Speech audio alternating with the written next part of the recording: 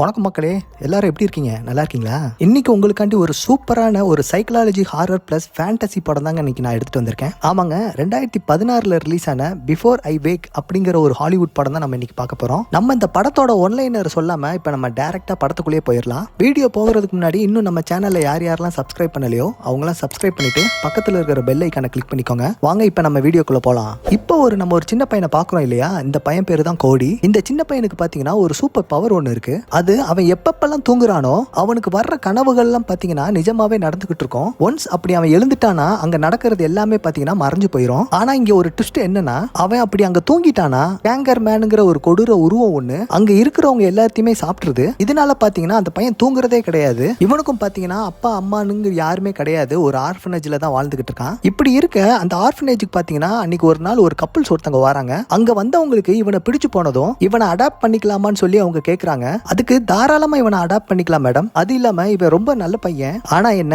இவன் தூங்க மட்டும் மாட்டேங்கிறான், இவனை தூங்கவே வைக்க முடியல அப்படின்னு சொல்லிட்டு அந்த லேடி சொல்றாங்க. இதை கேட்ட இவங்க, என்னங்க இதெல்லாம் ஒரு பிரச்சனையா, சின்ன குழந்தைங்கன்னா அப்படிதான் இருப்பாங்கன்னு சொல்லிட்டு அவனை அடாப்ட் பண்ணிட்டு அப்படியே உங்க வீட்டுக்கு கூட்டிட்டு வந்துடுறாங்க. அது மட்டும் இல்லாம அவனை ஒரு ஸ்கூல்லயும் சேர்த்து விடுறாங்க. அப்புறம் அடுத்த நாள் அவங்க அம்மா இந்த பையனை ஸ்கூலுக்கு அனுப்பி விட்டுட்டு குளிக்கலான்னு போறாங்க. அப்படி வீட்டுல இருக்கிற பாத் டேப்பை பார்த்துட்டு ரொம்பவுமே பயப்படுறாங்க, பயந்து நடுங்குறாங்க.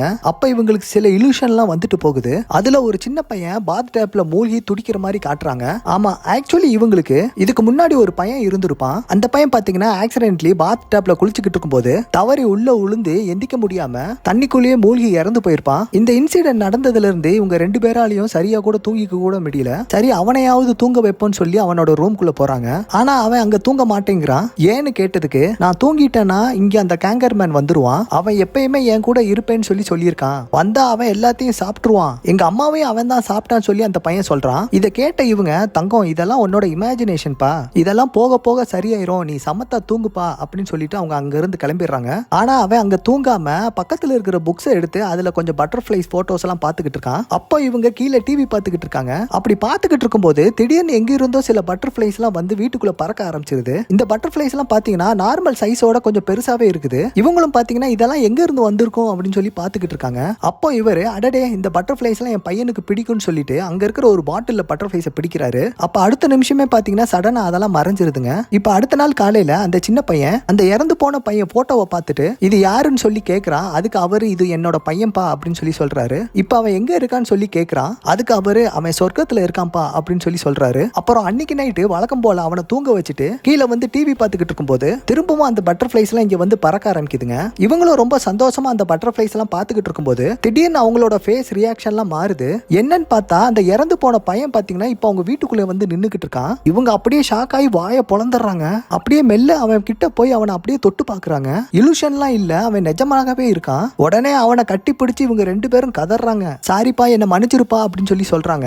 அப்படி பேசி அழுதுகிட்டு இருக்கும்போது திடீர்னு அந்த பையன் மறைஞ்சிடறான். இவங்க ரெண்டு பேத்துக்கும் இங்க என்ன நடக்கிறதுனே புரியல. பின்னாடி பாத்தீங்கன்னா அந்த கோடி பையன் நின்னுகிட்டு இருக்கான். அப்படி நின்னுகிட்டு இருந்தவன் இவங்க கிட்ட ஐ எம் சாரி என்ன மன்னிச்சிருங்கன்னு சொல்லி அவன் ரூம் பக்கம் ஓடி போயிடுறான். இவங்களுக்கு அப்போ ஒண்ணுமே புரியல.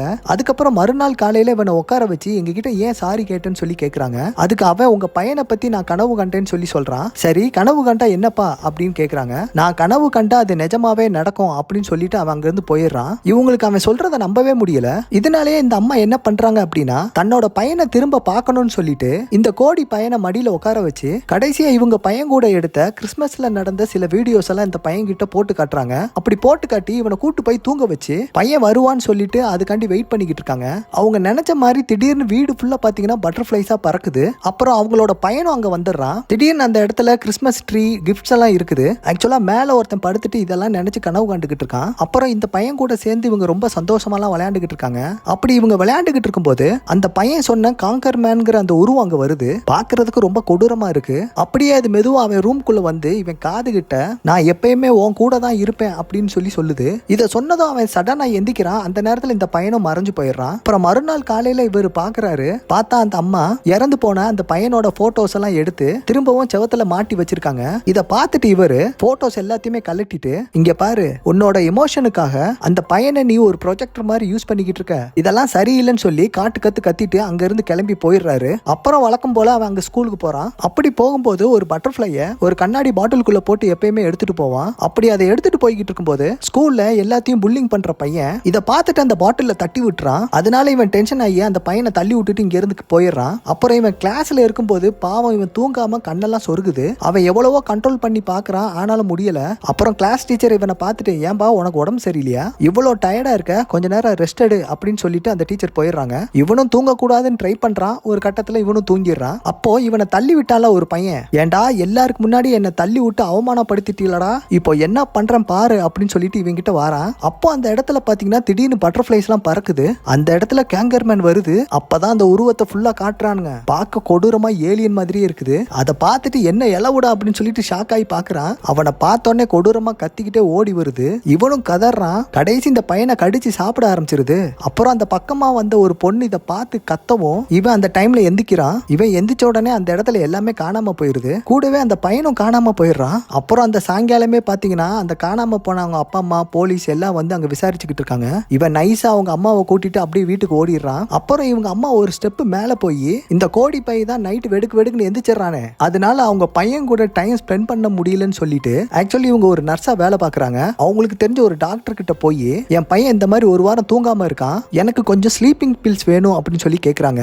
அதுக்கு அவரு இந்த மாதிரி சின்ன பசங்களுக்கு எல்லாம் ஸ்லீப்பிங் பில்ஸே கொடுக்க கூடாது, நீ என்னன்னா ஒரு வாரம் தூங்கலன்னு சொல்லி சொல்ற, அதனால நான் தாரேன், வெளியில மட்டும் யாருக்கிட்டையும் சொல்லிடாத, அப்புறம் என்ன தூக்கி உள்ள போட்டுருவாங்க அப்படின்னு சொல்லி சொல்றாரு. அவங்களும் அந்த மாத்திரையெல்லாம் வாங்கிட்டு வந்து பால்ல கலந்து அவனை தூங்க வைக்கலாம்னு சொல்லி போகும்போது அப்பா அவன் ஒன்னு கேக்குறான், உங்க பையன் எப்படி இறந்தான்னு சொல்லி சொல்லுங்கன்னு சொல்லி கேட்கான். இப்படிதான்ப்பா அவன் ஒரு நாள் பாத் டேப்ல குளிச்சுக்கிட்டு இருக்கும்போது எந்திக்க முடியாம தண்ணிக்குள்ளேயே மூழ்கி துடிச்சு செத்து போயிட்டான். இந்த மாதிரி சொல்லிட்டு இப்ப அங்க இருந்து கிளம்பிடுறாரு. இப்போ இவன் இத்தனை நாள ரொம்ப ஹாப்பியா இருந்தான். அதனால இவனுக்கு நல்ல நல்ல ட்ரீம்ஸ் எல்லாம் வந்தது. ஆனா இந்த மாதிரி ஒரு கதையை கேட்டு இவன் தூங்குனா எந்த மாதிரி ட்ரீம்ஸ் வரும் இப்ப நீங்களே பாருங்க. இப்போ இவனை தூங்க வச்சு அவங்க பையனுக்காண்டி வெயிட் பண்ணிக்கிட்டு இருக்காங்க. நினைச்ச மாதிரியே அவனோட பையன் வாரான். ஆனா இந்த டைம் பாத்தீங்கன்னா பாக்குறதுக்கு ஒரு மாதிரியா இருக்கிறான். திடீர்னு கண்ணெல்லாம் பாத்தீங்கன்னா சொருகி மேல போயிருது. அவன் வாய்க்குள்ள இருந்து பூச்சிகள்லாம் வருது. இதை பார்த்துட்டு பயந்து போன அவங்க அப்பா உடனே ஓடி போய் கோடியை எழுப்புறாரு. இந்த பக்கம் பாத்தீங்கன்னா அந்த பையன் கூடவே பாத்தீங்கன்னா ஒரு பாக்ஸை எடுத்துட்டு வந்திருக்கான். இப்ப அந்த பாக்ஸை ஓபன் பண்ணிட்டு அந்த காக்கர்மேன் கொடூரமா இப்ப வெளியே வருது. இதை பார்த்து அந்த அம்மா மிரண்டு போய் பின்னாடியே ஓடி போயிடுறாங்க. இந்த ஆளு பாத்தீங்கன்னா இந்த பக்கம் ஏந்திரு அஞ்சலி ஏந்திரு அப்படின்னு சொல்லிட்டு ஏன்டி எந்திக்க மாட்டீங்க அப்படின்னு சொல்லி அவகிட்ட கேக்குறாரு. அவன் எந்திக்க மாட்டான், அவனுக்கு நான் தூக்க மருந்து கொடுத்துருக்கேன்னு சொல்லி சொல்றா. அடி பாவி என்னடி பண்ணி வச்சிருக்கேன்னு சொல்லிட்டு அந்த பையனை பலார்னு அரைகிறாரு. ஒவ்வொரு டைம் அப்படி ஓங்கி அரையும் போது அவனுக்கு லைட்டா முழிப்பு வருது. அப்படி அவனுக்கு முழிப்பு வரும்போதெல்லாம் அந்த கேங்கர்மேன் பாத்தீங்கன்னா மறைஞ்சு வந்துகிட்டு இருக்கு. இதெல்லாம் வேலைக்கு ஆகாதுன்னு சொல்லிட்டு அந்த ரூமோட கதவை போய் மூடிக்கிறாங்க.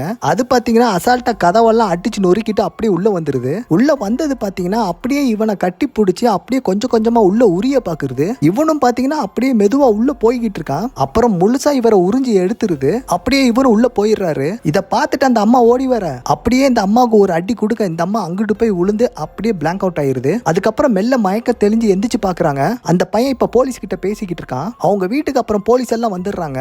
வந்தவங்க எங்க உன் ஹஸ்பண்ட் அப்படின்னு சொல்லி கேக்குறாங்க. இங்க நடந்ததெல்லாம் சொன்னா நம்ம பைத்தியம் சொல்லிடுவாங்கன்னு சொல்லிட்டு அவர் எங்க போனாருன்னு தெரியலன்னு சொல்லி சொல்லிடுறாங்க. இந்த மாதிரி ஆர்ஃபனேஜ்ல இருந்து ஒரு சின்ன பையனை கூட்டிட்டு வந்து அவனுக்கு தூக்க மாத்திரை வேற கொடுத்துருக்கீங்க, அது இல்லாம அவனை அடிச்சு டார்ச்சர் பண்ணிருக்கீங்கன்னு வேற அவர் சொல்றாரு. அன்னைக்கு நைட் அவனை பலார்னு அரைஞ்சாங்களே அந்த ட்ரேசஸ் எல்லாம் அவன் கண்ணத்துல இருக்குது. அப்புறம் அங்க வந்த போலீஸும் அந்த பையனை அப்படியே கூட்டிட்டு போய் அந்த ஆர்ஃபனேஜ்ல கொண்டு போய் விட்டுறாங்க. அதுக்கப்புறம் இவங்க இந்த பையனை எங்க இருந்து கூட்டு வந்தாங்களோ அந்த ஆர்ஃபனேஜுக்கு போயிட்டு கோடியை எங்கன்னு சொல்லி கேக்குறாங்க. ஏங்க சின்ன பையனை இங்க இருந்து கூட்டிட்டு போய் அவனை அடிச்சு டார்ச்சர் பண்ணிருக்கீங்க நீங்க, நான் போலீஸை கூப்பிடுறதுக்கு முன்னாடி தயவு செஞ்சு இங்க இருந்து போயிருங்க அப்படின்னு சொல்லி சொல்றாங்க.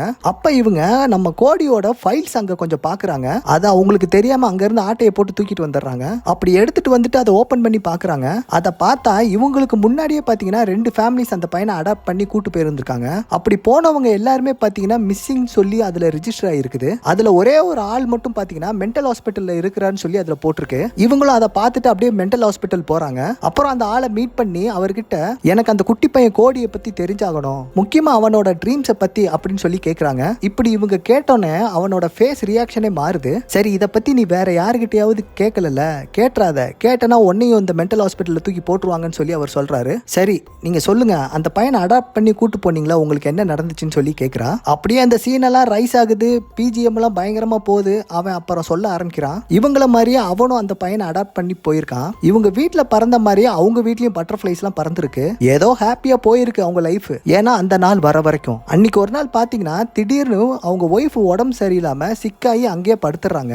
இதை பார்த்து அந்த கோடி பையன் பாத்தீங்கன்னா டிப்ரெஷன் ஆயிடுறான். அப்படி அவன் டிப்ரெஷன்ல இருக்கும்போது அவனுக்கு எந்த மாதிரி எல்லாம் கனவு வரும்னு சொல்லி நமக்கே தெரியும். அப்ப வந்தது பாரு அந்த ஹேங்கர் மேனு, அப்படியே அவனோட ஒய்ஃபை பாத்தீங்கன்னா உறிஞ்சி எடுத்துட்டு போயிருது. சோ இதனால இவர் டிப்ரெஷன் ஆயிடுறாரு. அதுக்கப்புறம் இவரோட ஒய்ஃபோட போட்டோவெல்லாம் எடுத்து அவங்க கிட்ட காட்டி தூங்க வைக்கிறாரு. ஆனா இவன் சின்ன பையன் இல்லையா, அவங்களோட ஃபேஸ் பாத்தீங்கன்னா இவனோட பிரெயின்ல கொஞ்சம் கூட அவ்வளவு ரெஜிஸ்டர் ஆகல. ஏதோ ஒரு டால் மாதிரி தான் அவங்க ஒய்ஃப் அங்க வராங்க. ஆனா இவன் எப்பெல்லாம் டிப்ரெஷன் ஆகுறானோ அப்பெல்லாம் பாத்தீங்கன்னா அந்த கேங்கர் மேன்ங்கிற அந்த கிரியேச்சர் வந்துருது. இதனாலே பாத்தீங்கன்னா அந்த பையனை இவரு கொலை பண்ண ட்ரை பண்ணிருக்காரு, ஆனாலும் அவரால் முடியல. சோ இதெல்லாம் இந்த ஆளு அவங்க கிட்ட சொல்லி, நீ அவனை கொலை பண்ணல அப்படின்னா மத்த எல்லா உயிருக்கும் ஆபத்து இருக்குதுன்னு சொல்லி சொல்றான். சோ இதையெல்லாம் கேட்டுட்டு அவங்களும் அங்க இருந்து கிளம்பி வந்துடுறாங்க. அப்புறம் இவங்களுக்கு இந்த சின்ன பையனோட அவங்க அம்மா ஒரு ஹாஸ்பிட்டல்ல இருக்க வர்றது தெரிய வருது. இவங்களும் ஸ்ட்ரைட்டா அந்த ஆஸ்பத்திரி போயிட்டு அந்த அம்மாவோட ரிப்போர்ட் எல்லாம் வாங்கி பாக்குறாங்க. பார்த்தா அதுல அவங்களோட திங்ஸ் எல்லாம் இங்கேயே தான் இருக்குது, அதை யாரும் வாங்கிட்டு போகலன்னு சொல்லி உங்களுக்கு தெரியுது. சரின்னு சொல்லிட்டு அந்த திங்ஸ் எல்லாம் இவங்க போய் பாக்குறாங்க. அதுல பாத்தீங்கன்னா ஒரு டைரியோட சேர்ந்து ஒரு துணியால செஞ்ச ஒரு பட்டர்ஃப்ளை ஒண்ணு அங்க இருக்கு. இதெல்லாம் பாத்துக்கிட்டு இருக்கு இவங்க இந்த பக்கம் இருந்தாலும் அந்த பக்கம் அந்த சின்ன பையன் தூங்கவே மாட்டான்னு சொல்லிட்டு அவனுக்கு இப்ப இன்ஜெக்ஷன் போட போறாங்க. டேய் சீரியஸ்னஸ் தெரியாம விளையாடாதீங்கடா அப்படிங்கிறான். கடைசியில் அவனுக்கு ஒரு ஊசியை போட்டு படுக்க வச்சிடறாங்க. அன்னைக்கு நைட்டே பாத்தீங்கன்னா இந்த அம்மா அவன் பையனை தேடி அந்த ஆர்ஃபனேஜுக்குனே போறாங்க. அங்க போய் பார்த்தா எல்லா இடமும் பாத்தீங்கன்னா கும்முன்னு இருட்டா இருக்கு. ஏதோ கைவிடப்பட்ட பில்டிங் மாதிரியே இருக்குது. பார்த்தா அந்த பில்டிங் ஃபுல்லா பாத்தீங்கன்னா ஒரு கருப்பு பட்டாம்பூச்சி பறந்துகிட்டே இருக்குது. அங்க உள்ள போனா அங்கங்க செவத்துல எல்லாம் ஏதோ கூடு கட்டின மாதிரியே இருக்குது. அப்புறம் அங்க 5-6 லேடியை பிடிச்சி செவத்துல சீல் பண்ணி வச்சிருக்கான். இவங்களும் பாத்தீங்கன்னா அவனை ஒவ்வொரு ரூமா தேடிக்கிட்டு இருக்காங்க. அவன் இங்கதான் ஏதோ ரூம்ல படுத்து கனவு காண்டுகிட்டு இருக்கான். அவன் கனவு காண்ற விஷயம் எல்லாம் பாத்தீங்கன்னா ஒவ்வொரு ரூம்லயும் நடந்துகிட்டு இருக்கு. ஒரு ரூமை ஓபன் பண்ணா அவங்க இறந்து போன பையன் பாத் டேப்ல மூழ்கி துடிச்சுக்கிட்டு இருக்கான். இன்னொரு ரூமை ஓபன் பண்ணா இவங்க அவங்க ஹஸ்பண்ட் அந்த பையன் கோடி எல்லாருமே கொடூரமா தெரிஞ்சுக்கிட்டு இருக்காங்க. அப்புறம் ஃபைனலா அவனை கண்டுபிடிச்சிடுறாங்க. கண்டுபிடிச்சிட்டு அவன் பக்கத்துல போறாங்க. அப்போ திடீர்னு அந்த கேங்கரின் அந்த கிரியேச்சர் வந்து இவங்களை அப்படியே அடிச்சு பறக்க விடுது. இவங்களை பார்த்ததும் கொடூரமா கத்திக்கிட்டே ஓடி வருது. அப்போ இவங்க சடனா பாக்கெட்டுக்குள்ள கையை விட்டு துணியால செஞ்ச பட்டர்ஃப்ளை அங்க பார்த்தாங்கல்ல, அதை எடுத்து இவன் மூஞ்சுக்கு முன்னாடி அப்படியே நீட்டுறாங்க. அதை பார்த்த உடனே இது அப்படியே ஸ்டன் ஆகி நின்றுது. அப்புறம் பட்டர்ஃப்ளையை பாக்குது, இவங்களையும் பாக்குது. அப்படியே மெல்ல அது பக்கத்துல போய் ஹக் பண்றாங்க. அது அப்படியே கொஞ்சம் கொஞ்சமா மாறி கடைசி அந்த பையனை மாறிடுது. அந்த பையனும் அப்படியே காணாம போயிடுறான். அப்புறம் உள்ள தூங்கிக்கிட்டு இருந்த அந்த பையனை தூக்கிட்டு அப்படியே உங்க வீட்டுக்கு போயிடுறாங்க. அதுக்கப்புறம் அப்படியே எல்லாத்தையும் இவங்க ரிவீல் பண்றாங்க பாருங்க. இவங்க என்ன சொல்றாங்கன்னா, உங்க அம்மா இருந்தாங்கல்ல, இந்த உலகத்திலேயே எல்லாத்தையும் விட ஒன்னதான் அதிகமா காதலிச்சாங்க, நல்லா வளர்க்கணும்னு ஆசைப்பட்டாங்க. நீ வளரும் போது உன்னுடைய ஒவ்வொரு குரோத்தையும் பார்த்து அவங்க ரசிச்சாங்க. ஆனா அந்த கடவுள் இருக்காருல்ல, யாராவது நல்லவங்க இருந்தா போதும் உடனே அதை கூட்டிட்டு போயிருவாரு. அப்படிதான் உங்க அம்மாவுக்கு ஒரு கொடுமையான வியாதி ஒண்ணு வந்துச்சு. அவங்க அதுல இருந்து படுத்த படுக்கையே ஆயிட்டாங்க. அந்த நிலைமையில கூட உன்னை பாத்துக்கிறதுக்காண்டி நல்ல பேரண்ட்ஸை தேடிக்கிட்டு இருந்தாங்க. கடைசியா இந்த உலகத்தை விட்டு போகும்போது உன்னை ஒரே ஒரு தடவை பார்க்கணும்னு ஆசைப்பட்டாங்க, உன்கிட்ட பேசணும்னு ஆசைப்பட்டாங்க. ஆனா அவங்களால முடியல.